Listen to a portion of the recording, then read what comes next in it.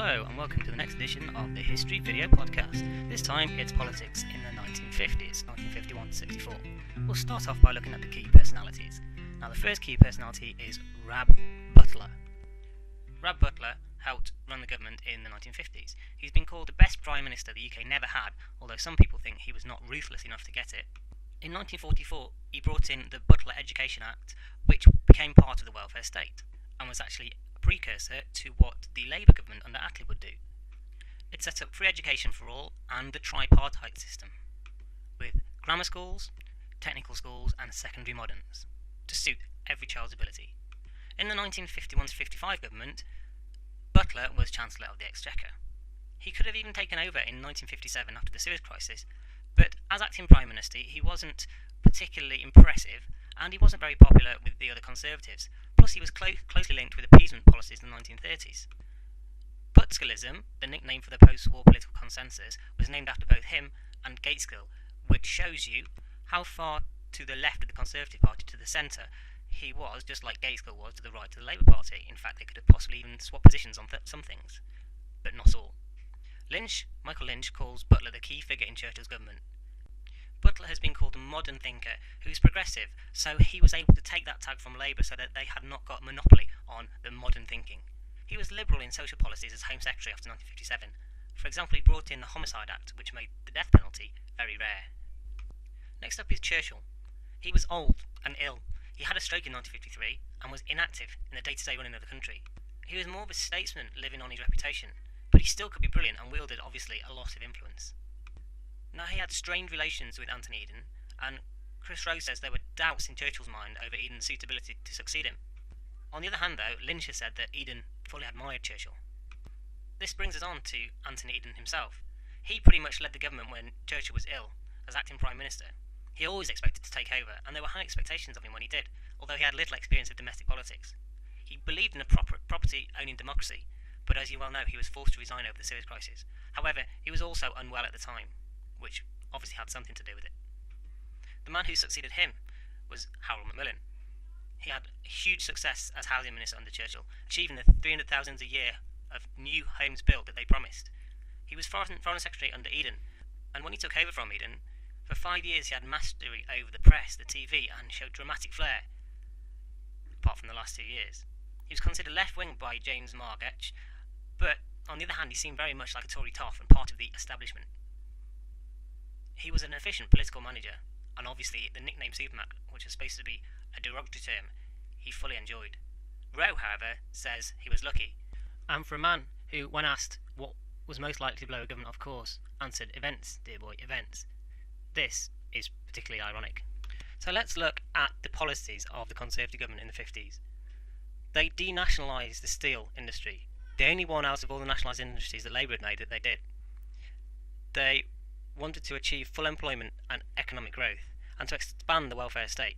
They wanted to keep to a heavy defence programme, and they kept on developing the nuclear weapons programme that the Labour had done. Most of these, which were Labour policies, back up the point that there was a post-war political consensus, and the Conservative government followed very similar policies to the Labour one of the 1940s. They also wanted state subsidies for farmers, and in the giveaway budget in 1955, Rab Butler made tax cuts of £134 million, which then led to the stop-go problems of the 50s.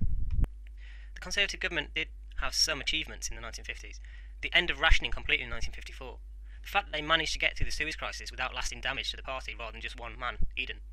And obviously affluence. For example, full employment, right up to 1955. So why were they so dominant? Well, prosperity is a huge reason.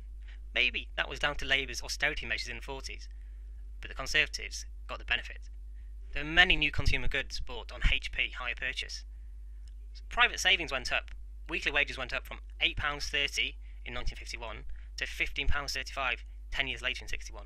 Home and car ownership went up. Labour were in the middle of a split. They were rousing the Labour Party, over nuclear disarmament. CND had been formed in 1958. The Unilateralists, as they were also known, for unilateral nuclear disarmament. Wilson, who had split with Bevan, had been on the same side as Bevan, had rejoined Gateskill's government, but the split had been papered over, not really healed.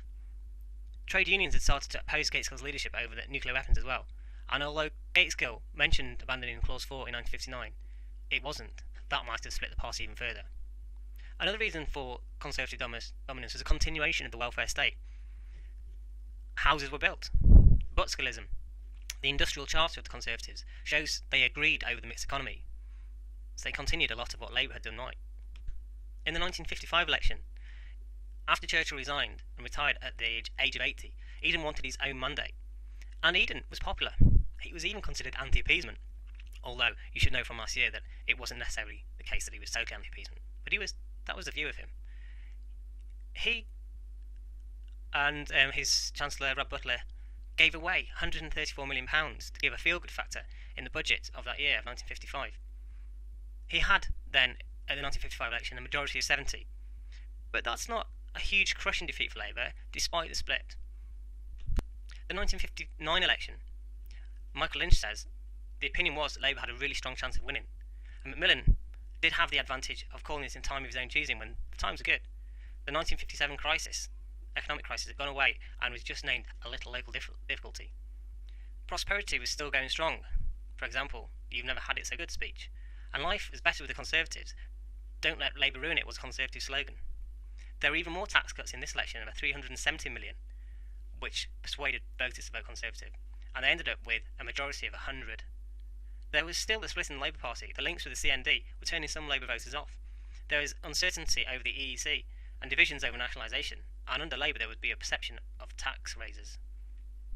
So they are the reasons for Conservative dominance in the 1950s. So why did they decline in the early 1960s?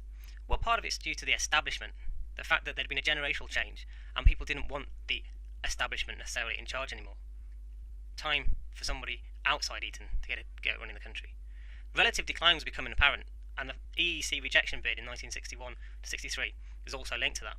Stop-go economics had become apparent, where governments were giving away tax breaks before elections and then reining them back in afterwards. The 1961 loan from the IMF showed that financial situation wasn't A-OK. The night of the Long Knives cabinet reshuffle in 1962 was clumsy and out of touch. Even though it wasn't fatal, Rose says, it was forced by a balance of payment crisis, and it undermined morale. The Perfumer affair showed Macmillan to be out of touch, especially with the Vassal, the naval spy case that was covered up, and the Ratmanism cases, amongst others. Macmillan's illness and lack of a replacement, or even really a democratic way to replace him, meant there was a power vacuum, and the eventual replacement, Hume, was weak. There was satire, Private Eye, and that was the week that was, focused on Macmillan and the Conservatives rather than the Labour government. They focused on taking the mick out of the establishment. And Wilson was now Labour leader after the death of Hugh Gateskill. He was more dynamic, and Bevan had also died, so the split between the left and the right of the party wasn't as pronounced. Others saw it as a time for a change, and a Labour election slogan was 13 years of Tory misrule. The rise in living standards had also paved the way for a social revolution, with the expansion of university education and a new youth culture. Affluence had also given people unrealistic expectations of what the Conservatives could achieve. There's also the fact that there was a little bit of a liberal resurgence, taking votes from the Conservatives. Let's have a look at some historical interpretation now. Peter Hennessy says, one has to be careful, though, not to overdo the image of Churchill as a walking off-licence come pharmacy. Thornycroft says that Conservatives had slithered from one crisis to another. He said that in 1958. Chris Rowe says historians have underrated the liberal revival in the early 60s. Ken Morgan says Butskillism existed only as a state of mind, nothing more. Lynch says Labour had yet to decide exactly what type of party it was and what aims it should pursue.